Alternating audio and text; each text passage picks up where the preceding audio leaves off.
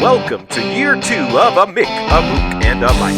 Hosted by 4-time Emmy-nominated producer Frank Bates and retired New York City firefighter, 9/11 first responder, and Vietnam vet, Billy O'Connor. Today's guest, America's Mexican, star of NBC's Lopez versus Lopez, George Lopez. My brother Frank. How you doing, pal? Good. I got him. I got George Lopez. You got the man himself. You guys have been saying, do you really know George Lopez? Do you really know George? Derek's been busting my balls Yes, I have. for fucking 2 years. Do you know George Lopez? Yes, I know George Lopez. We'll have him on the show in about 2 minutes or so. You know what? We're actually going to find out if you really know him. Because if he comes on and he says... Who is that? Come on, Billy. What's that other guy's name? Yeah. Well, you got the shirt, brother. George I Lopez got the shirt. Well, I could have bought this. I could have used it for a top, actually. It's kind of big on you. It wouldn't have took many of them to make it, does it? I mean, that's for sure. You know, I was thinking that too. George always gets XLs and double XLs and triple XLs because of he's got to fit his Mexican friends. Jesus, look so at they're the size of they're that all very shirt. big. Yeah, well, I wear it with pride. You I have to pump you up. Yeah. You couldn't pump me up enough. You're going to start eating yeast. That's what you got to do. Just keep eating yeast until you fit into that shirt. Yeah. Well, that's funny. So the elections are coming up, huh? The midterms? Midterms, yeah. And you see all the stuff on all the stuff on TV. They tried to make everything close. Everything's close. You know, Wisconsin. You know, the Republicans are going to win Wisconsin. You know. Yeah. Well, how about Herschel Walker? We could do a whole show on how fucking stupid Herschel Walker is. I saw some guy posted on Instagram. The guy, you sent it to me. I think it was you. I think I did. Yeah, about how he's a stereotype of everything bad about. Yeah. And the guy was lamenting about, everything bad about what? About, those people. Well, wait. It was one of those people talking about his own. It was those people. You know those people I'm talking about? It was a black fella talking about how he was saying the stereotypes. Yeah. How Herschel Walker plays into all Republican stereotypes of black people. Yeah. Well, we should probably go over those. Well, we don't have enough time. Me and Frank will go over it when you're not here. That's what I'm trying to get at. Yeah. You guys are too funny. Well.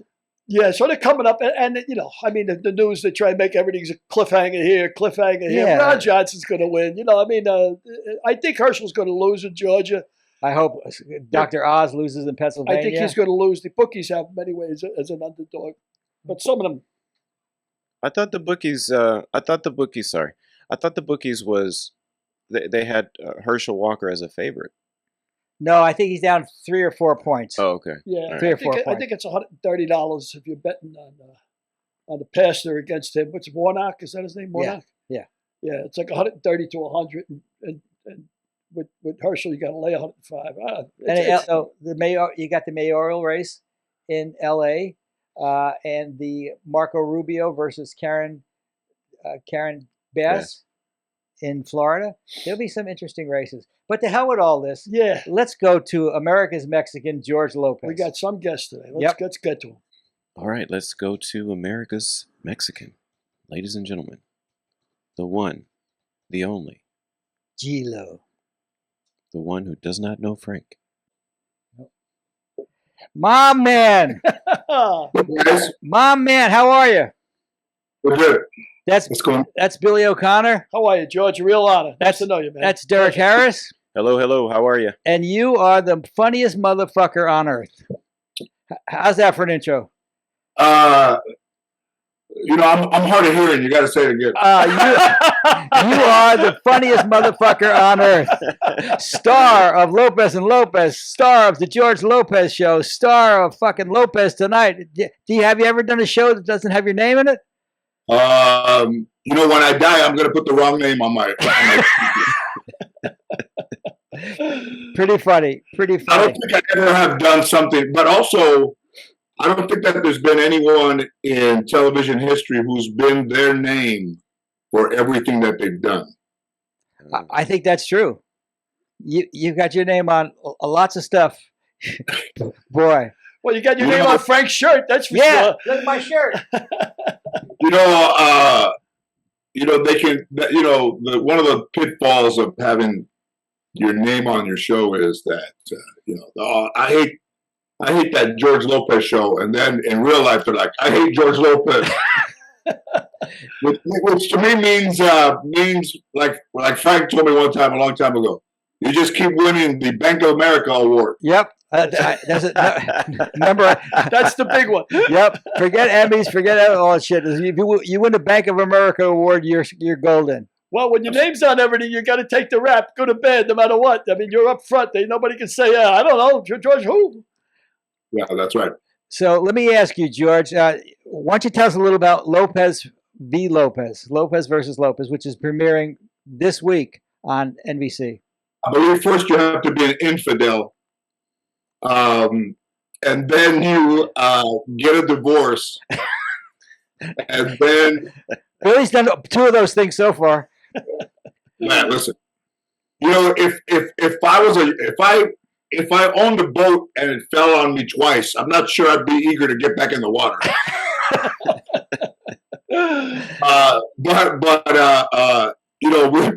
Mayan and I didn't talk for a long time. I wouldn't say it was the worst thing at that particular but it's just, Frank maybe knows me better than anybody in the world because of the amount of time we spent together privately as well as on the show. But it got pretty tough there for a while, and then I think especially, I'm not uncomfortable not having money, but having a lot of it and then had to go back to having not a lot of it, I was uncomfortable with that. That's a good thing to be uncomfortable with, for sure. Yeah. So I think the idea of the show came from, of all things, a TikTok video that Mayan had seen that a kid was blowing me out on there because of the kidney thing, and then Mayan responded by saying, my mom got the bag, the money, and then she twerked upside down, and then it got millions of views. And then even Anthony Anderson and I were golfing, and he's like, yo, you see that TikTok Mayan did? I said, yeah, I saw it. He goes, what do you think, man? I said, well, what can I do about it? I can't do anything about it. He goes, word? I said, what can I do about it? And much like when Jed Clampett was shooting for food and he hit the ground and oil came up, Debbie Wolf, who was working with Bruce Helford on The Conners, had an idea of putting the show together because her father and her relationship was much like with mine and myself. So when they first presented it to me, it was so edgy and so out there and so anti-George. I thought, this has got to be animation.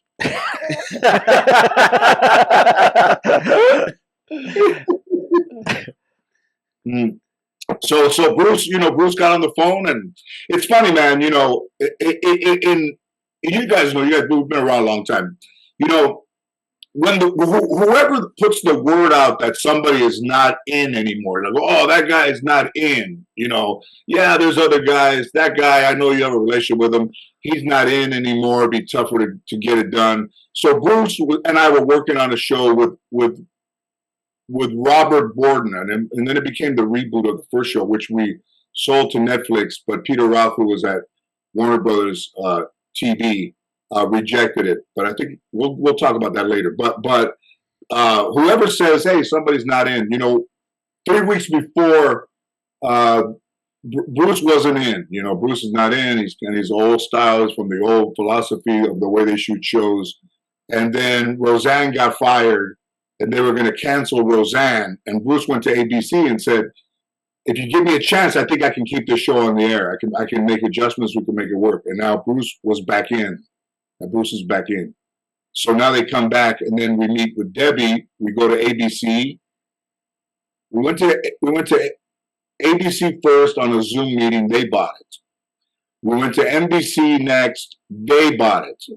And then CBS passed, and then all the streaming services passed. But now you had what you want ideally to sell anything is you want 2 people that want the same thing. And then NBC was like, we really, really want it. And then we decided to go with NBC. But what people don't know, nobody knows this. This will be the first time I told this story.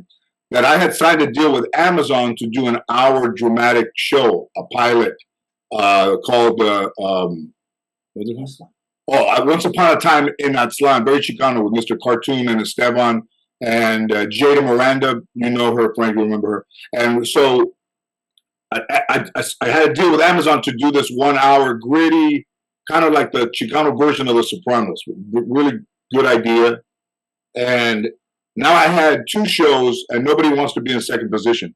So February 1st of this year, Amazon had the shit or get out the pot, day. And they said, we want to extend it for 60 days. We had that in the contract that it get extended. So they took the extension. In those 30 days, this came around. I saved this because NBC was going to blow it out because they didn't want to be in second position. I rescued this show, and then I got the Blue Beetle, the DC movie that I just did. But if Amazon had picked up that first show, the dramatic, I wouldn't have been able to do either of these shows. Wow. So in the universe or in the whatever you believe in, somebody took care of me and saying, let's stall this one and let's see if these other 2 come into play, and they did. I mean, it's the ideal situation. So I remember Mayan cooking quesadillas at 5 years old on the Lopez show. What's it like working with her? I was very attached growing up. My grandfather took me to work with him one day. It wasn't quite like taking Mayan.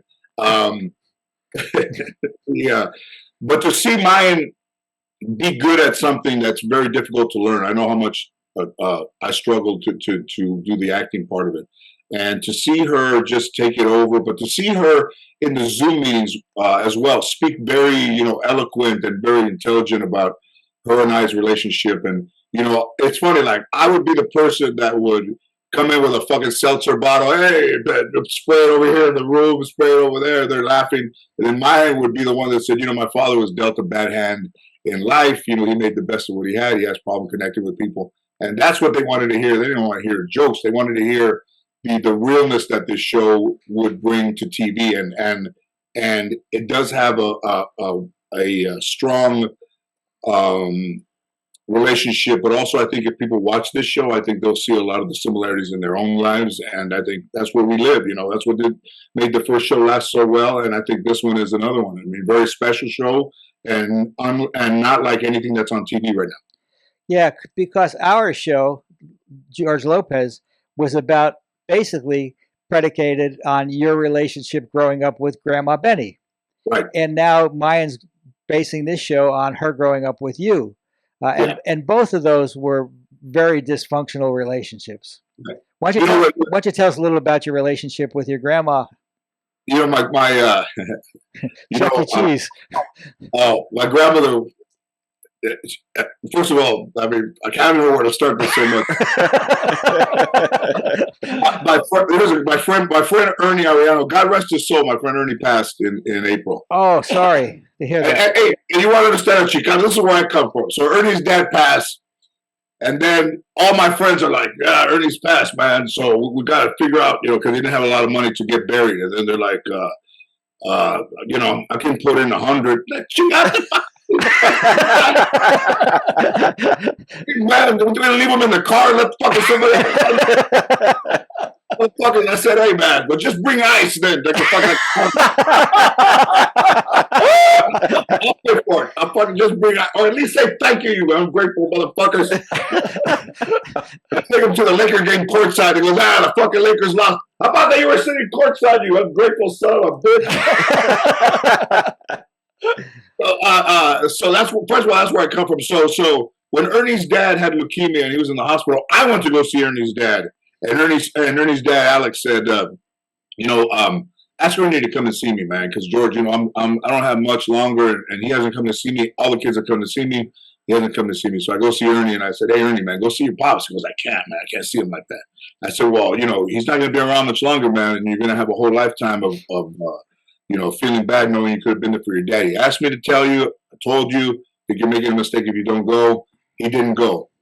cut to all these, all these people who look like they're living paycheck to paycheck, sitting around a table deciding Ernie's fate, where to put him. So I said, well, how are you guys going to, raise the money for the services? We're gonna have a car wash. to bury somebody like Bob Hope buried Sacramento Mission Cemetery. I said, just have a car wash and put them in the trunk, and then just don't know which car to drive off. It's like 26,000. I said, hey, whatever you guys want. I feel like Joe Pesci. Hey, 7,000 you wanted to charge. So it's 26,000, and there's another paper under it. I go, well, what's the paper underneath? Oh, that's tell him, Dory, sister. George, Ernie, one of his last wishes was to be buried by his dad. I said, do you mean the dad he wouldn't go see in real life? They're supposed to spend a fucking eternity next to him, and I paid the extra $5 to bury him. That's all. So to put the saran wrap between the layers of the bodies. Here lies two Ernies. Exactly. So I did that, and then and my grandmother was the type of person that did not like you African American people. Oh, I don't think she liked me because I was dark, but and I used to watch Richard Pryor live in Long Beach all day, from 79 on to forever, all day long. In the morning it would be on, and she'd be getting ready to go to work, and she'd pass by and look at it and look at me and shake her head, and then come back from work and it's still on. Then the next day she would leave. She said, "No te enfadas de ese negro." Like, you don't get tired of that black guy. Like, Grandma, throw her about when I get tired of it. So, back and forth all summer, blowing Richard Pryor, cochino, bad words in Spanish, and motherfucker this, and fuck that, And then I said, so years later, I said, when my grandmother, Richard Pryor passed away, and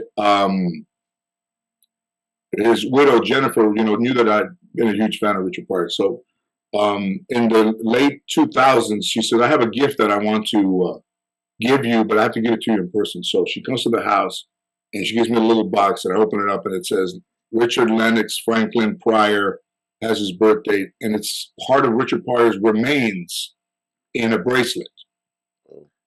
So I got the Richard Pryor remains. In 2009, my grandmother passes away, and she gets cremated. Those weren't her wishes; those were mine. I want to be buried next to my husband. You got two of them. I'll decide your fate. Much like she decided my fate when she was living, I was deciding her fate in the afterlife. So I cremated her, and part of her was in this house. So when Richard Pryor came to my house, and his remains went on top of my grandmother's, I thought that was poetic. Oh, Wow. Your grandmother's in wherever. Get that dinero from on top of the tree. I can feel his dick digging into my lower back. and your grandmother was quite a character, that's for sure. My grandmother bought me 2 rims at Peddler's West on San Fernando Road. Up there in San Fernando, almost near Silmar. They were $95. This was like 1976. And she's been very quiet. Those are the ones you want? I said, yeah, those are right there. Mm-hmm. Those? 2. No, I got a unicycle. 2 of them. So we go up to the checkout thing. I'm standing there, and the guy gets 1 rim. He said, both of them? Fuck, another guy. Well, yes, both of them. $95. I'm probably 9. And he checks them out, pushes the cash register, 95 comes up. And she looks at me with the nastiest look on her face. And she says, don't ever ask me for anything again. Wow. I said, I'm fucking needing. I'm sure I'm going to need a few things between now and move out. But I mean, just the hate in her face took away from this fucking thing, man. I mean, I was so excited. Don't ask me for anything again. So my grandmother was unhappy, but also her life wasn't happy. So, I realized, that, like my therapist said, you can't, what if a blind person came into your house and knocked over a lamp? Would you get mad? And he said, so, he can't see, your grandmother couldn't see. But, I will say this about my grandmother. My grandmother had dementia and she had Alzheimer's. And the joke is, I never took her to the doctor. I think so. Toward the end of her life, she was in Holy Cross over there in San Fernando Mission Hills. And I went to go see her, and she was demented already. So when I walk in there, she's got this look on her face, and she's looking at me and staring at me. And I'm looking at her and staring at her, like two guys that were going to fight in a park. She doesn't remember me. She's looking at me. I'm staring at her like this, and she's staring at me for like 10 minutes. I'm saying under my breath, fucking lady right here, look at this fucking lady. Yeah. She's looking at me, and she goes like this to me.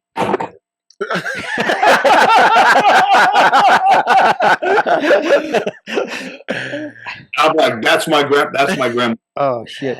Even in dementia, she fucking had to put me in my place.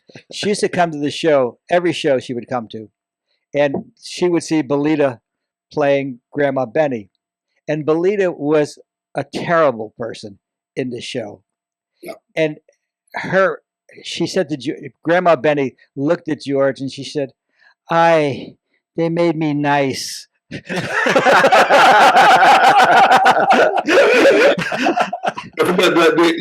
my whole life I want to be a comedian. I'm writing notes, doing all kinds of stuff. The night of the pilot, we go home, it's late. It's probably like 3:45 in the morning, 4 o'clock in the morning. And my grandma's just looking straight ahead, never looks at me. Doesn't deviate, looking straight ahead. I look over at her. We're right about 5. We're at the 5 freeway past Paxton. We're going to start to get ready to get off the freeway. And I said, so what did you think, Grandma? Silence. Doesn't look at me when she answers. Straight ahead. You want to know? I said, yeah, I want to know. What did you think? Without looking at me, she says, if I would have known it was going to take this long, I would have stayed home. Can't beat that kind of encouragement. You can't. Man, I'm telling you, I don't even know how to explain the amount of gratitude that I have for my grandmother, because without her being that way, I'm not sure if I would have had quite a sense of humor, or anything. And then I don't think I ever told anybody this. My grandmother was on a lot. She took medication and had bad heart. And my grandfather, was her second husband. And on Sundays, my grandfather was from Mexico. He liked to show off. He liked to try to be a big man. He didn't have any fucking money to try to be a big man. So he would get mariachis in the backyard, and he would be drinking and dancing. He's like a whole nother fucking different guy. You put alcohol in. And my grandmother was telling him to fucking calm down and, to send everybody home. And he said, no, I'm not done, Sunday. So my grandmother starts drinking, but also she's taking medication. So she's not supposed to be drinking. So I'm sitting on the couch watching TV, and she says something to me, and she walks by me and she goes to bed. And I'm sitting there for like 2 minutes, 3 minutes.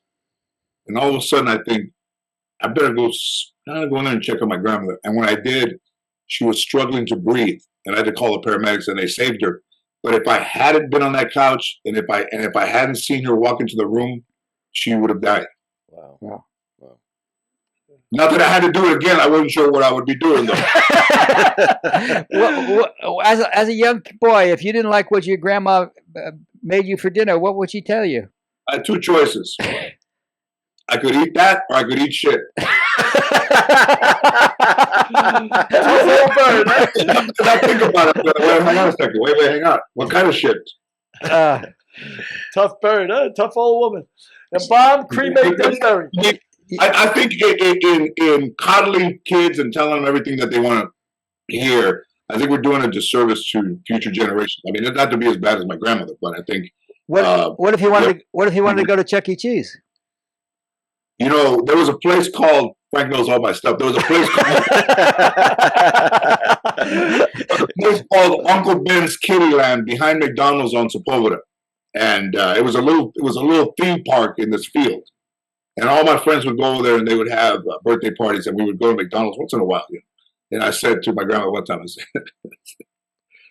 I said, can I have my birthday party at Uncle Ben's Kittyland?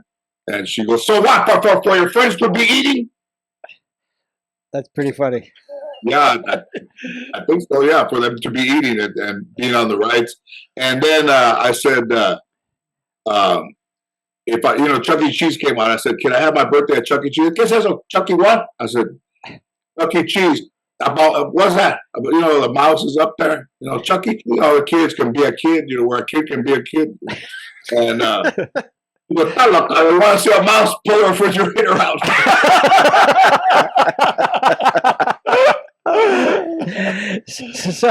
So growing up, Freddie Prinze was your role model?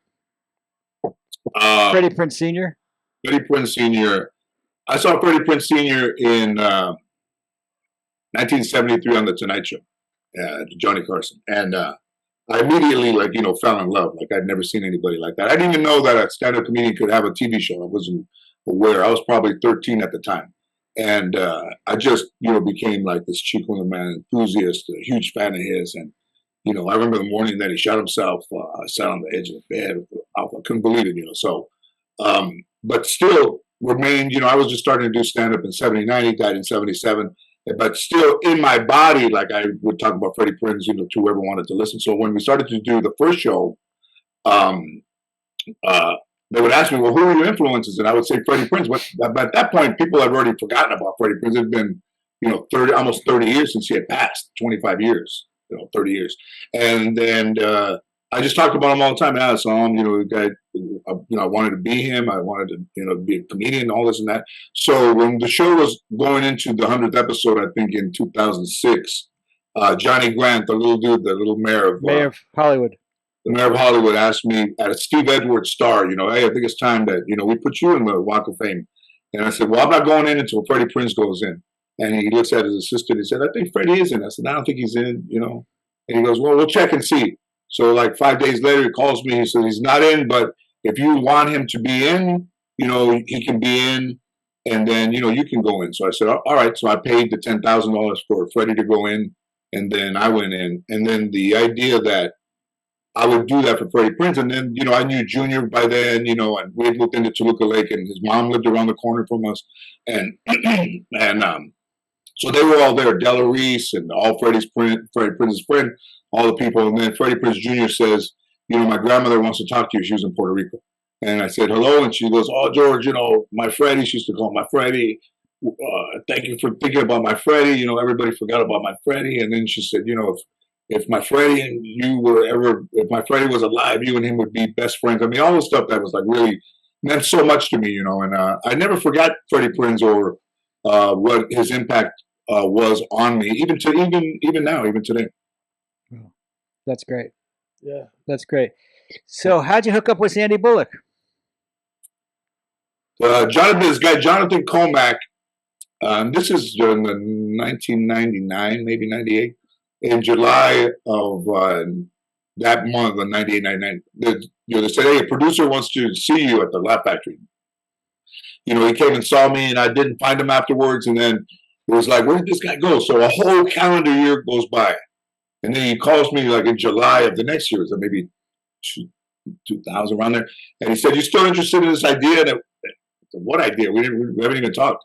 So I found out that Sandra Bullock was the partner, and that she was trying to do a situation comedy or produce something for TV. She had become disillusioned with TV. You know, her mother had passed, and she was kind of just wanting to step away from the light. And it took a couple of months for her to be able to come and see me. And then she came to see me in Brea. I got Sandra Bullock to drive from Hollywood and Crescent Heights to Brea, California, which is probably 65 miles. And I said, follow me. And her car was behind me the whole way. And I thought, man, at some point she's going to veer off. Like, fuck this guy. I'm going this far. So, but she did. She came then we talked. We went into the office and we talked, and it became this show, the first show. Wow. I remember we were doing Nikki, and Bruce Helford was going to bring Sandy to the stage, and he didn't mention your name, but he said, "I'm going to bring Sandra Bullock to the stage, but I'm not because I'm interested in doing anything with her, but I just want to meet Sandra Bullock." And she wanted to come and see what we did. And when he met her, he fell in love with her, as everybody did. Yeah. And that proceeded to a not even a pilot, 4 episodes, and that we got another year, and then we got another year, and then we got another year, and then we got another year. Yeah. In doing the pilot or the first episode, there was a funny story about someone inspecting the kitchen. Oh, Goodness. Why don't you tell about that story? I was in the writer's room, and somebody comes in. They said, "George," and they come outside. They go, "I'll call her. I don't want to say her name." Deb Oppenheimer. I'll say it. Deb Oppenheimer. Deb Oppenheimer. They want to see you on the stage. They were starting to put the stage together. So I get there, and they're standing there like this, like, very, very, And I said, "What's going on?" And Deborah goes, "I invited my friend Brenda here because she's half Mexican. And we're looking at the kitchen, and there's nothing in the kitchen to indicate that this is the family, a Mexican family." And I'm like, "What? Yeah, there's nothing here that indicates that it's a Mexican family." And I said, "Hang on." And I go in the kitchen, I turn around, I go, "How about now?" Yeah, put the Mexicans in the kitchen. And I go, "How about the Mexicans in the kitchen? How about now? Run down, run up, huh?" So the idea that it had to have and they try to sneak this shit by me in the pilot, like a pitcher of glass, a pitcher with glasses with chili peppers on the glass. I said, They wanted stereotype. Take this shit out of here. And she denies that she said that, but I'm there. Frankly, I think you were there. I believe I was there myself. We also wrote it in the book with names. Yeah. Everything was brand new to me, and I had Frank. Thank God I had Frank. Frank kept me. He kept me even, man. He's the Angelo Dundee to my Muhammad Ali. Nice. Wow. See, that's a nice. There you go. That's a metaphor. Angelo Dundee. And Derek didn't even think I knew you. Yeah, we didn't believe him all these years. I mean, he was very instrumental to even Mayan to this day. Mayan says, "Have another piece of pizza. You're slurring your words." We were at a rap party, and Karen told Frank that. Karen told me to have another piece of pizza. What, you have 2 Shirley Temples? Or what? Hey, Have another piece of pizza. You're slurring. Come on, George, give him some more. Angelo Dundee. Oh, Muhammad shit. Ali. I like that. shit. Do you have a favorite episode or two of Lopez show? Well, I knew that Frank and I were going to be friends. In the first 4 episodes, we did an episode about stranger danger. Yeah. My son wanted to walk to school, for the first time by himself, and I didn't know that. And I hadn't had a television. I didn't know that instead of using an extra that's a child, they use an extra that an adult, but maybe a little people. Person, and they brought this little girl, man, and she's throwing the ball with my son, she's like, and we called her like Polly Pocket because she was fine, but she was about this big. So and her arms elbowed out, but a little bit, they all bowed out a little bit. So, but we couldn't believe that somebody that fine could come that small. Like, that's probably probably what she's found out when they did the fun size almond joys. With the Polly Pocket, because you could do it and fold her up and put her away in your pocket. That's fine. It could be so small.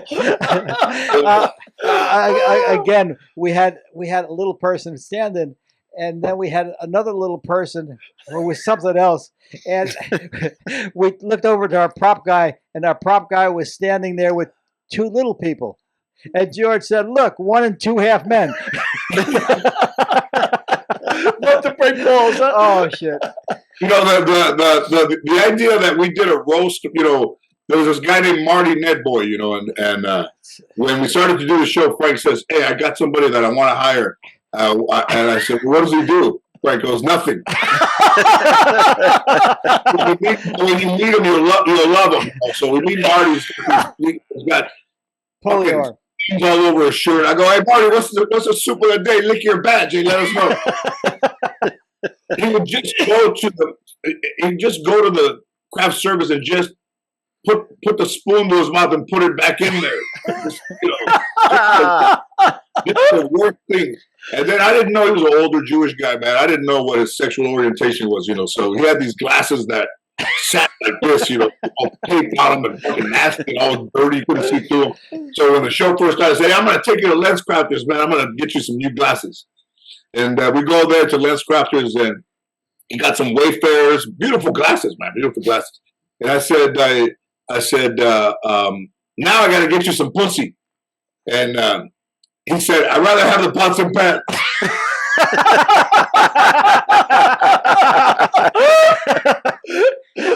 So, you know, he came over for Thanksgiving. You know, he came over for Thanksgiving one year. I think I was flying in from someplace, and I had a limo. They don't use limos anymore. They use like town cars. So I used a limo. And I said, Ann says, "You know, can you go pick up Marty while you know, and bring him to the house on your way?" So I go there, and I have Ann call. I said, "Tell him I'm outside." And 5 minutes goes by, 10 minutes goes by. Fucking call her again. I said, "Hey, call this dude and tell him I'm outside." Fucking half hour goes by, 45 minutes goes by. He comes out. And I said, "Hey, motherfucker, what's taking you so long?" "I just wanted all of my neighbors to see you." That's hilarious. One time, waiting by the car. one time we were on stage 5 or stage 4, whatever it was, and Marty called his friend Lou to come see him, and Lou shows up with a pass that says George Goebel Show. Do you remember that? Instead of George Lopez Show. George Goebel Show. That was a funny fucking motherfucker, boy. Man, he was great, man. And you know, he would say to me, what would you do if, he goes, "Can I ask you a question?" I said, "What?" He goes, "What would you do if they outlawed burritos?" That was the last thing he said to you as he was leaving? As we were leaving his rest home before he passed away. He said, what would we do if they ever outlawed burritos? So back to your favorite shows. Do you have one or two? I know I loved the story about President Bush going to the White House. So I go do the Ford Theater. You know, they used to do these shows. You know, and so we go do the Ford Theater. President Bush is there, and they introduce all of us. And I get next to him, and I look down, and I see his speech there. It's all spelled phonetically and highlighted. Like Lopez is LOWPEZ. Leanne Rhymes, it said like Lee, capital LEE, and Rhyme. I mean, a child wouldn't have shit written like this. So I'm looking down at it. I said, "Man, that shit is crazy." So everybody leaves. I grab the script, the notes, and I put it in my pocket under my arm. I walk off. I go to this dinner, and I'm in the car on the way to the dinner. I'm showing everybody, they're passing them around. I said, "Hey, I'm going to put them in a frame. There's 8 of them. I'm going to put them 1, 2, 3, put it in my office right there, you know, to go and everybody's laughing. We're in the thing. We're laughing. I get to the dinner, and Tom Scott, the band leader, comes up to me and he goes, "Hey, man, the Secret Service is looking for you." And he says, "They're on to you." And I said, "Like, fucking on to me? What do you mean?" "They know you took the script." I said, "Hey, how do they know I took the script? They don't know anything." So I said, "I'm gonna tell them I don't have it." You know, so everybody at the table's like, "You better give them the script." I said, I don't have it. I said, "I'm just gonna tell them I don't have it. What are they gonna do to me?" So 5 minutes later, 2 guys walk up behind me, Secret Service guys. Guy talks into his wrist. Goes, "We found him." And he goes, he goes, "We're looking for the script, and our sole duty is to return that script to the safety of the White House. And instead of saying, I don't have it, I folded. I said, it's in the car. So we made the entire episode of the first season about that. And also, I should say, because the George Lopez show was a ceiling breaker, we were the first show to have an all Hispanic cast. The only other person, no other person had his name in the title before George. No other Latin cast was in it. It was really a ceiling breaker for us, and I'm so proud of that show, and I'm so proud of everything George has done and what George has become. How about the baseball episode? Oh, bobbleheads, huh? Bobbleheads. The bobbleheads became, it's like a legendary show now, and Rod did it, Joe Morgan, God rest his soul, and Jim Palmer and Steve Garvey.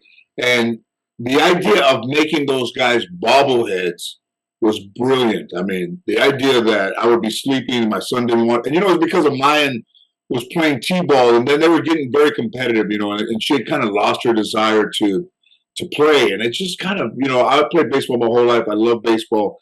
And, I would bring these stories into the show and tell them, that, she didn't want to play. And we made it about the son not wanting to play baseball. And he wanted to bake cookies for the team. And Steve Garvey's bobblehead goes, that's how I got started. Hilarious. But the idea that those guys would come to see me, like it was all so new. They were all in the makeup. I mean, Frank came and said, hey, those guys are here, man. They're in the makeup trailer. I just looked at them in the makeup chairs, and they're like, hey, George, all of my idols there. And I went out of that area there, and back behind it was a little walkway you could walk between the stage and where the makeup it was inside. And I cried there. I think Frank found me back. Yeah. I just talked to Rod Thursday, and he said to say hello to you for sure. I mean, because baseball meant so much to me. And my grandparents too. It was like the only thing that we did together. It was very special, man, to see those guys come for me. I mean, Frank would always say, that's what Frank said. Frank, these guys came to see you, and I would never equate it like that, But he put everything in perspective for me. It was very nice. Yeah, you had a great line in there to Max. You said you're a Mexican, not a Mexicant.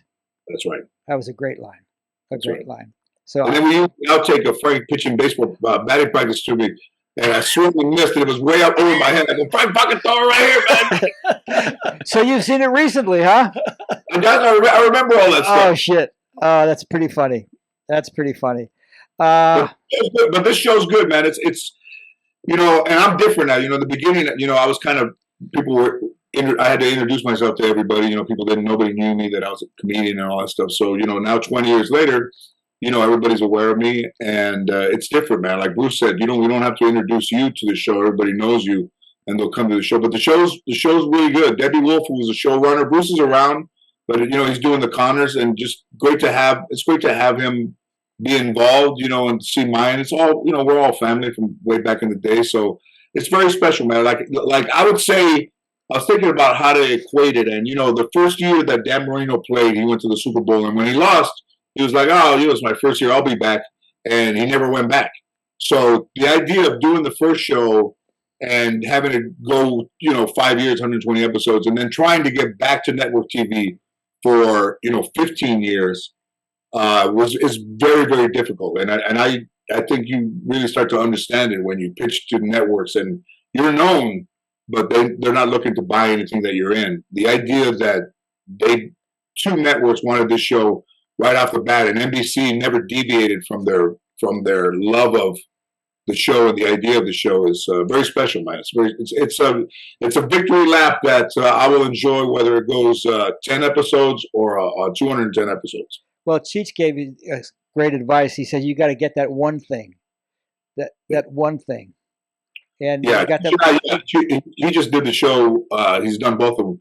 But Cheech, I was struggling to do things, and he said to me, "Man, you just got to get that one thing. Once you get one thing becomes another thing."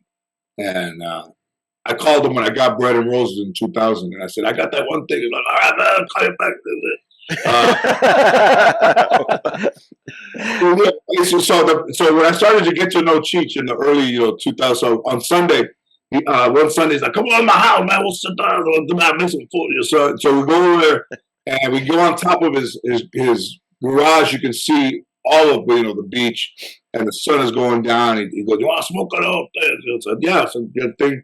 We smoke a little bit up there, and then we go down these stairs. We go down there, and I'm high, and he goes, "Hey, I'm gonna go inside. I'll see you later, man. Thanks for coming over." So I get in my car. I go up to the gate, and I'm looking at the gate, and I'm thinking, is it opening or not opening? It looks like it's opening. Wait. I'll probably right there for 20 minutes, and then he sees me after he gets out of the shower. He walks by a window. He sees me out there. He comes and knocks on the window, and I'm like, what? And he goes, "Hey, you're still too far from the gate. I gotta get closer, man." I was probably 50 yards from the fucking gate. So you talked about the Dodgers a little bit. Why don't you talk about how golf saved your life?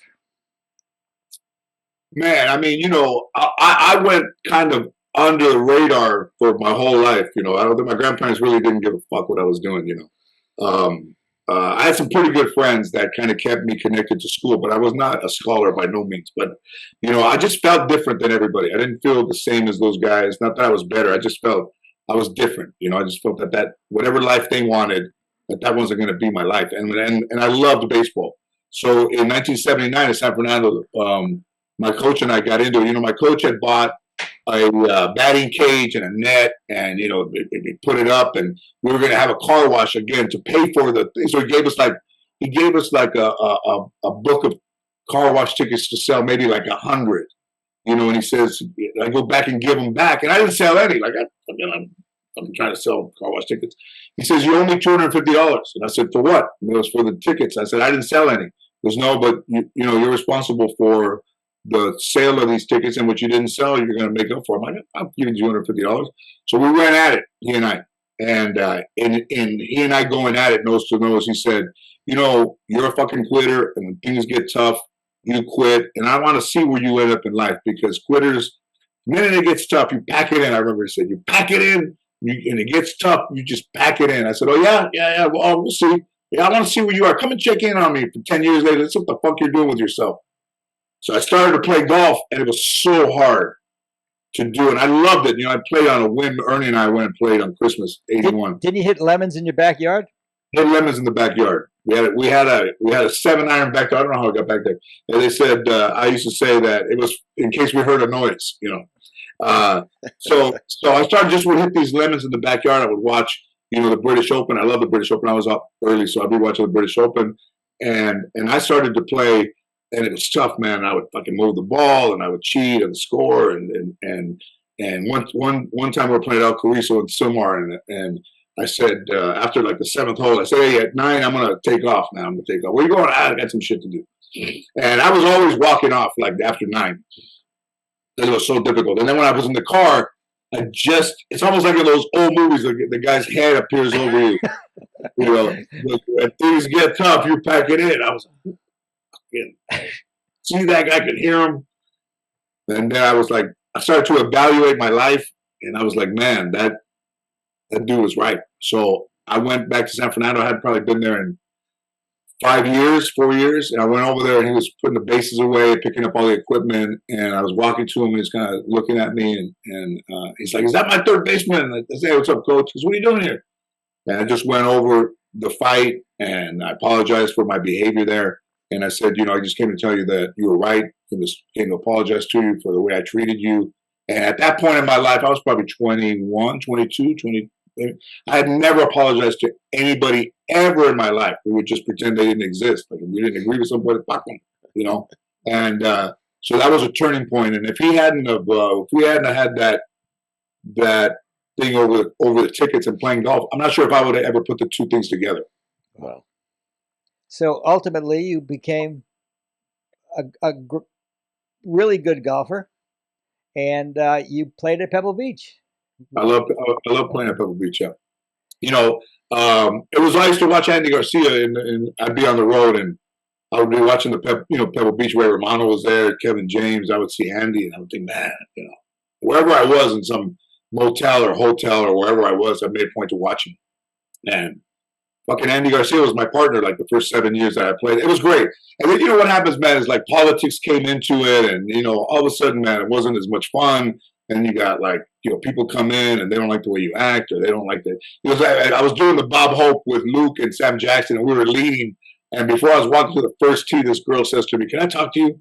And I said, "Yeah." I goes, "You know, the board of the Bob Hope wanted me to ask you if you could, you know, be more like you are on TV." Unbelievable. I said, "What the fuck does that mean?" She goes, "Exactly. Like somebody heard you saying bad words. Bad words. Fucking." So somebody heard you saying bad words. And so fuck that, man. I mean, I just was who I was. I mean, I love the AT&T, but you don't want to be where they don't want you. So yeah, but one good thing is you got very close to your boyhood friend Lee Trevino. The best. Why don't you tell a little bit about your relationship with Lee? I'll tell you what. Amen. Where do I start? The best was I call him up one time, and he says, "Amen. Everything black in my life is gone." I said, "What?" "Everything black in my life is gone." I said, "My caddy died. A tree fell on my SUV. Which one was it? My dog. Oh, he said that my caddy died. I had to put my dog down, and a tree fell on my SUV. Everything black is gone. Huh? Everything black is gone. He had a black SUV, and oh my God, black man, Lee man, just the greatest, man. I watched him, growing up. I never thought that we would have the relationship that we have, and he's just mad. One time when he hurt his back, he had a bad back, and he went to Germany to get some rollers put in his back, and he was in so much pain. He answered, he sounded like an old Mexican lady. He goes, "Man, hello." I'm like, "Hey, hola, señora, está Lee?" They don't. "Hey, it's me, man. Hey, man, it's me." I said, "Why do you sound like an old Mexican lady?" "I can't walk." One has to do with the others. No, he's the best, man. This year when he was playing over there at St. Andrews, and they were playing that four-hole tournament, and his childhood was a lot like mine, and I was watching him. He was on the 17th hole taking pictures with Tiger and McIlroy. There was a female golfer and him on the Swilken Bridge, and they caught him on camera telling all the reporters, "Hey man, can one of you guys take a picture of me and my family?"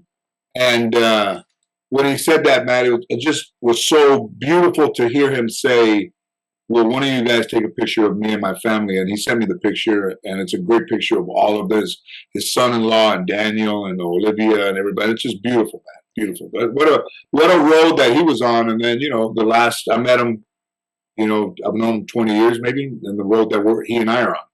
Yeah, I mean, remember that famous photo that was taken of you guys at Pebble Beach? Yeah, I was playing in I think the first tee over there in Pebble Beach, and he hadn't been to Pebble Beach in 20-some years, and he wanted to go play a practice round at Cypress. And I said, "No, man, let's go play at Pebble, man. You haven't been there forever." So we got on the third hole in the middle of the fairway. The guy's cutting the grass. These guys come up, all the workers there, the Latino guys, and he goes, "Hey, tomamos una foto." We go, "Yeah, we'll take a picture." Take a picture. And we got on the tractor, and that guy went and got him developed while we were still playing, and came back, and then Lee and I signed him. But when we looked at the picture, we noticed that nobody was sitting in the seat of the tractor. So it was very poignant that all these Latinos would be around a machine, a lawnmower, big lawnmower, but nobody would be in the seat. Wow. Yeah, It was a great photo. That's a great picture in the book. Yeah. Yeah, we've got the photo in the book also. George's chapter. Yeah, it's a great picture. No part of this has been boring, or no part of it has been unexciting. Nobody really know. I mean, people know me, the stand up or whatever, but nobody really knows me like the personal me, which is pretty funny and way different than what people expect, you know. And you know, to be able to appreciate the things that happen to me now much more than I did when they were happening to me. But in 20 years, to maintain a higher level of gratitude and a higher level of appreciation is pretty amazing, man. For somebody who was raised by so much negativity and then always was looking at the side of things that was more negative, like awaiting doom. You know, I don't await doom anymore. I think every day is great. You know, George, I haven't said much throughout this interview because it's like two old friends just exchanging stories, which is great, and the stories are amazing. But you've wore so many hats, man. Films, TV, stage, actor, director, producer, writer. What hat fits you best? Do you still consider yourself a stand-up comic first and foremost? He can't find a hat that fits him. You don't need that shirt. I tell you what, you put the hat underneath that shirt. I'll get that manhole cover. You know, I think I really like the idea of, you know, the sitcom is a great, I mean, imagine, you know, to be able to go back, and I've done so many episodes of multi-camera that it's pretty easy for me, you know, and to still be able to think on my feet, it just adds another layer, 2 layers to the show already, you know, that these jokes wouldn't have been there. And that's, I think, is the special thing about the show that makes the show more unique than other shows, is that the guy that the star of it and the guy who's one of the creators of it is on the floor rehearsing it every week. And some of the best stuff comes from us rehearsing during the week. But to have Mayan in this and to be able to see her every day and appreciate the sitcom formula, you know, nobody ever wants to go with you when you do stand-up, but when you're doing a sitcom, everybody wants to come every day. Wow. Yeah, my favorite memory of being with George was one night. He probably has no idea what I'm going to say, but one night he was doing a show in Fresno. So we jumped on his private plane and we flew up to Fresno, and there were 15,000 people in the auditorium. And I was standing behind him, looking out over the audience, over George and over the audience. And he told his first joke, and I never heard such loud laughter in my life. It was like I was hit by a wall of laughter. It was incredible. And I can imagine what you must feel like to hear that. It must be very, very empowering. It was a great night. Yeah, I'm still out there, man. I think I'm looking to wrap it up here pretty soon. But last weekend we were out there, and yeah, the response when you walk out is it's deafening, man. You know, it's deafening. And I still love it. You know, I still think of it as kind of almost like the way people would look at their life, or having a life where you get together with friends. I mean, I get together and do stand-up, and it's, you know, I still write for it. I still love it. I think when I detach, I'll detach for good. But it's been something that has given me so much. And I mean, I remember I bought a microphone stand at Radio Shack in my senior year in high school. And then I stole the microphone from Audiovisual, and they asked me for it. They go, "Did you remember seeing this microphone?" The fucking style, the whole the president's speech again. I don't think I got it. Well, I wrapped it in white athletic baseball tape that I used to wrap the bats in, and I have it still. It's in my dressing room at Universal, and I see it in the corners all rusted and beat up. But I mean, that's how connected I am to that stuff, you know. And be able to meet, you know, the people that I admired, you know, that growing up and be friends with them is pretty amazing too. How about the night we went to see Rickles? Oh, fucking Don Rickles, man. I'd never met him before. We go eat dinner afterwards, and he goes, "Hey, senor, come over here, senor. You know who this is?" He goes, "Yeah, who is this?" He's George Lopez. All right, takes the $5 out, hands it to the waiter. He goes, "Buy a village in your country."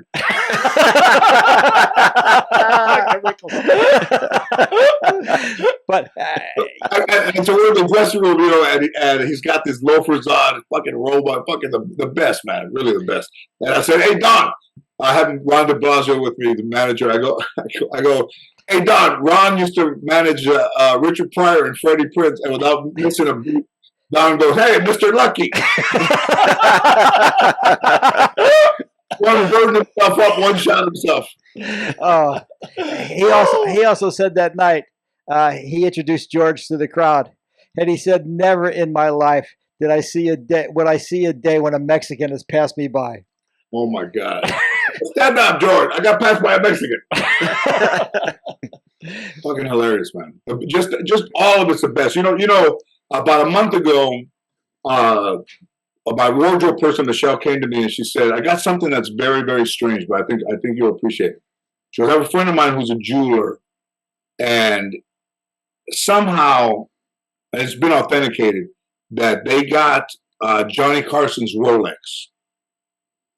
So Johnny Carson had a Rolex, a presidential. I remember seeing it as a kid. You know, it's got this watch that's shiny, and GQ had done an article on his presidential Rolex. And the first time he wore it, Bo Derek was on in 1979. And he wore it, I think he wore it even in the last show that he did. And I did the show in 91, and I believe that he was wearing it the night that I did the show. So when I shook his hand afterwards, I mean, we would have been connected. He would have had the watch on, you know. And she says to me, it came with a letter of how it was obtained. You know, it was a guy that was dating Alexis, Johnny Carson's widow. It became, you know, her property. They were dating. She gave it to him as a gift. He kind of thought it was kind of odd. He hung on to it, maybe wore it twice in 10 years. And then I said, "So what is this?" You know, they goes, "Oh, you know, the guy knows that I know you. He knows that you love comedy, a historian of comedy, and he wants to know if you want to buy it." And I said, "Wow, I want to buy it." I said, and you know, across from my dressing room at Universal is the Johnny Carson building on Jay Leno Lane. We'll worry about that one later.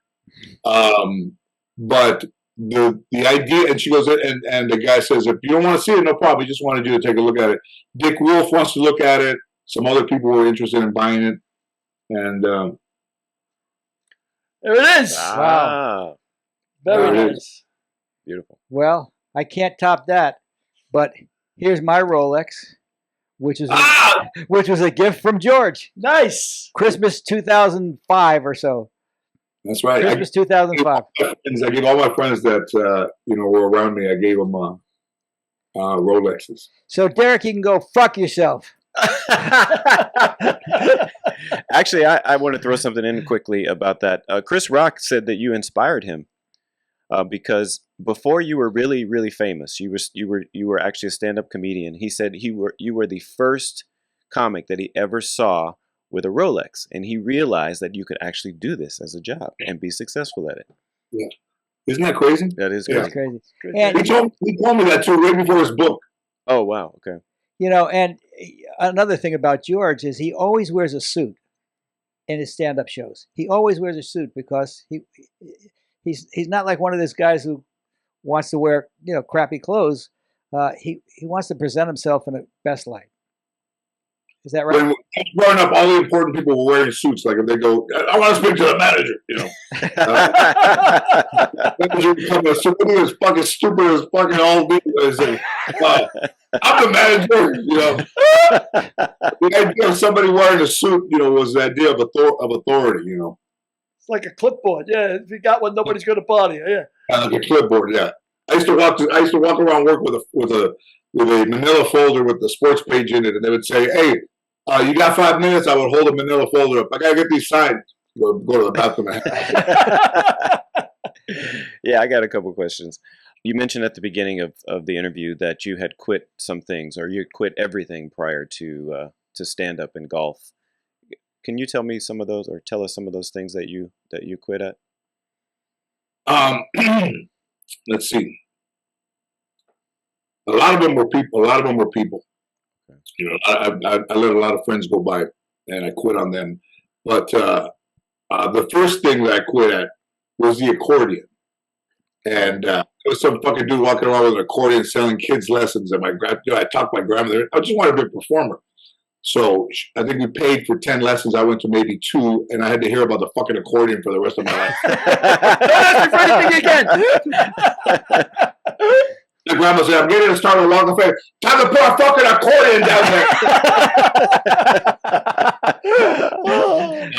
there. but you know, yeah, I you know, in school I quit. People I quit. At work I would quit, and I think the most part was just to leave people behind. You know, like just not talk to them or whatever. Didn't value any friendships, so I would quit on people, and they were good people. I mean, not even in the beginning of my life, like I would just fucking disappear. You know, and I wouldn't hold myself responsible. So I think that the best lesson of not quitting is, you know, I hold myself responsible for my own actions, and where before I would just hide out, or, you know, not ever see people again. But I mean, still, I think the thing that still remains is my inability to connect to people, because I didn't see any healthy relationships growing up. So, you know, stand-up takes the place of a person, you know, a connection to a person. And then I think doing the sitcom takes place of, you know, as a job, to where you're connected to that, but it's still not the real life. It's still not the real world. And also, you know, I picked golf as a sport to play where you can do it by yourself. You don't need anybody around. So yeah, I picked things that I play the guitar, you know, try to play the guitar. So I picked things that you could do alone, and there is no weight to having somebody around. And did you once say golf? You could hit something with a white stick, or what did you say? No, he said, I go, why do you play golf? I said, imagine you get to hit something white with a stick. Yep. Nobody complains. Nobody complains. I one more question. So let's see here. Sorry. Oh, so I noticed that you have I saw a picture of you, and I can see it in this this shot too, that you have a tattoo on your hand. It says darkness. Yeah. And I think it's a reference to Charlie Murphy. And everybody that I've heard famous talk about Charlie Murphy, they have nothing but you know, exceptional things to say about him. And I'm wondering, what are your great memories of him, and why was he so special to everybody? You know, he was, first of all, you know, imagine, you know, being in the shadow of Eddie Murphy. Yeah. So when I had my talk show in 2009, Charlie was a guest. He had a book, and I read the book, and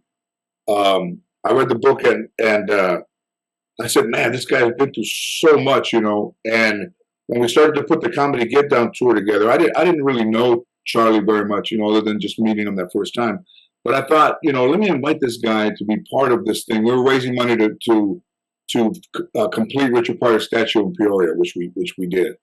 And I'd never seen Charlie in a social situation, and he just had this. First of all, he didn't like to be touched. That's number one. Like, if you touch him, he fucking snap around, man. I was always like, hey, it's okay.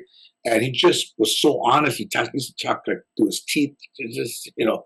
And he was just like a person that, if it's one of those things, like when you get somebody to like you, that is just thorny and short with people, and you get to see what the person is really like, almost kind of maybe looking at a bit of yourself as an identity. And we'd go on tour, and I would always be there in my dressing room first, and then he would show up, and he always came in, and we just had this wonderful relationship, man, of like making each other laugh and this and that. And then one day we're in there, and he says to me, when I was 7 years old, I wrote my friend's mom a love letter. And I said, what? He goes, you heard me, motherfucker. I said, I said, he goes, my friend's mom was fine. He's like, yeah. And I wrote her a letter, and it said, big things come in small packages. And I gave it to my friend to give to his mom. And the mom read it, whipped the kid's ass, and then called Charlie's mom. And Charlie said, I knew when I saw my mom on the phone and the way she was looking at me, his mom had read the note. That's funny. She's screaming at me. She beat my ass. I took her fucking belt off and beat me with a belt. He goes, but I didn't care because I had already professed my love. And then Eddie Murphy, they were in this room. We had a party over here after that. They were on this couch right here. That Charlie was sitting right here, and Eddie was standing up right here. And that Eddie Murphy said that Charlie used to steal chains from men when he was 12. Wow. Like he was just a thug, and just the sweetest guy that you could imagine in the roughest exterior possible. Right. Yeah. And then I have one more question. So there's a quote I thought was really amazing. You said, "When things are bad, it's time to reinvent yourself." Can you tell us like the process that you go through to reinvent yourself? Well, I knew that I had a problem with looking at, my grandmother always bought like tabloids and People magazine and Mexican magazines, all gossip bullshit, and I would look at them. And then when I got into business, I would look at People or read Variety, and it's always about other people getting shows and other people getting jobs. And it got to be where you could be very negative about people you didn't meet, and you could waste most fucking time worrying about what other people are doing. And comedians would get shows, and there would be a guy that I knew, he'd get a show, you'd see him on TV, and you go, that motherfucker ain't funny. And then one time I was working during the day, and I met this woman at Igby's, and she was beautiful, man, like this beautiful girl, and we got along, and she's like, call me at work, we'll have lunch. And I called her at work, and we talked, and she said that they had a comedian at work, and I said, who is it? And then I guess I belittled the dude, and she said to me on the phone, let me call you back. And she never called me back. And I think it was because of my negativity. So to reinvent myself and to be a person that would be less concerned with what other people were doing and only concerned with what I was doing was one of the reinventions. Also, another reinvention was to be better to myself physically than I had been doing. I was drinking a lot. And I had a great time, but I was abusing my body, and I don't drink as much. And that was another reinvention of, I'm still capable of it, but I've decided not to, just on special occasions. So the wear and tear on my body is less, but also, I stay in contact with my friends. And that was another thing, is that instead of, disappearing, I'm better at staying connected to the people that I enjoy their company. So that's another reinvention. That's great. That's great. That is great stuff, man. Running towards people instead of running away from them. And the advice you give is like straight up. And it's almost like, I have an internal monologue with myself because I spent, as an only child, so much time that even when I'm with myself, I think there's a sense of almost like a dual identity where you can appreciate things when you're by yourself, that things happen to you and you understand them in the moment. Eddie Van Halen and I were very, very close friends, and I met him in 2010, and he gave me a guitar for the talk show, like the 100th episode, and his wife said, give him a call, man. It's like he's always home, So I called him up, and we had dinner at La Logia on Ventura Boulevard, and we became very, very close friends, and up until he passed. And a valuable relationship of someone that I admired. And I think, again, like somebody who loved golf so much that wherever he wanted to go, I would be like, you want to go to Pebble Beach? I took him on a plane, went to Pebble, came back. We played at Lakeside. He kept his membership at Lakeside.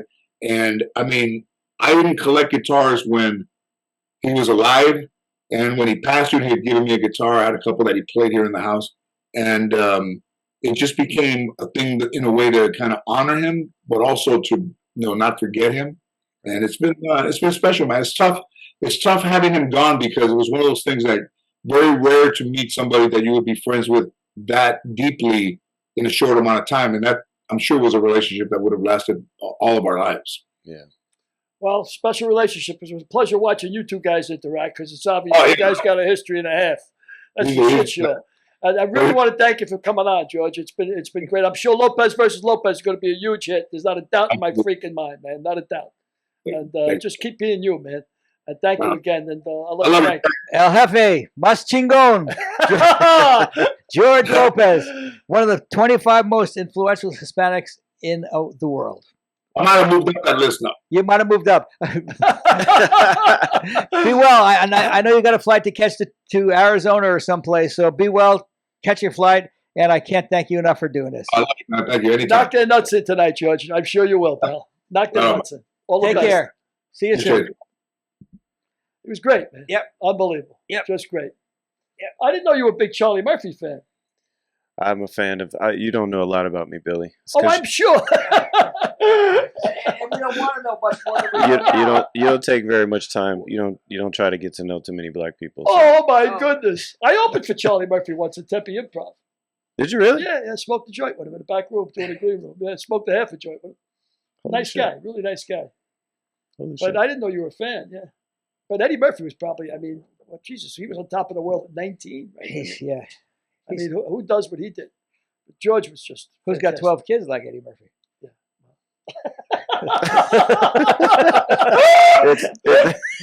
I like my cigar too, but I take it out once in a while. He was great, man. Just a great guy. Yeah. And I knew he would be. yeah, just I knew he would be. I mean, he just goes off. He just riffs, and I really couldn't say anything because I didn't want to. I didn't want to interject. You guys were getting along. I was just sitting there enjoying the show, Well, which thank was you. great. Thank you. It was a good time. Yeah. So with that, this will be on, I think, Wednesday, November 2nd or something like that. So we've got Pete Bessie coming up in the future. We got a lot of good shows. So please stay tuned. And I have a feeling that Pete show is going to be really good. Pete show will probably be a good show also. Great Yeah. writer. Yeah. Great writer. It was a fantastic. Thank you, Frank. You. Thank you, Derek. No. I go to great lengths. Here we go. I Here we go go. to great lengths to say thank you, Derek. I evidently don't say it enough because whatever. But You guys got to wipe your hands from jerking each other off. You're going to get all sticky. Wait a minute. oh, Oh Jesus. but you're doing a fabulous job, Derek. You do such a good job at editing. Oh. It's Oh, incredible my God. to It's see getting you. deep in here. I can't Whatever take it. you say you're going to show up at 8:30, you show up at 8:29. If you're going to show up at 8:35, you'll call me and you say I'm running 5 minutes late. It's such a pleasure to work with such a And- professional. Thank you so much. In honor of George Lopez, I'll say. No, I won't say that. Go fuck yourself. See ya.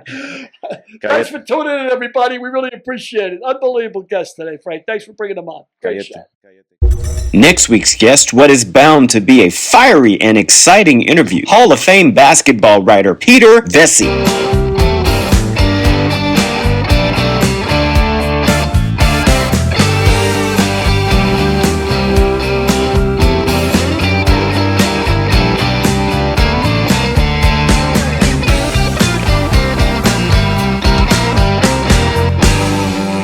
We'll see you next week.